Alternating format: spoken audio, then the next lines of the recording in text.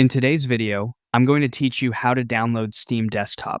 To get started, open your web browser and search for Steam. This is the easiest way to quickly find the official website, especially if you're installing it for the first time and want to make sure you're heading to the right place. In the search results, look for the official Steam result labeled Welcome to Steam and click on it. Taking a moment to choose the official site is important because it helps you avoid unofficial download pages or ads that may appear above the real result. Once you're on the Steam website, look toward the top area of the page for the Install Steam button and click it. This will take you to Steam's download page where Valve provides the official desktop installer. If the page takes a second to load, that's completely normal. On the next page, you'll see another button labeled Install Steam. Go ahead and click that to begin downloading the desktop installer to your computer.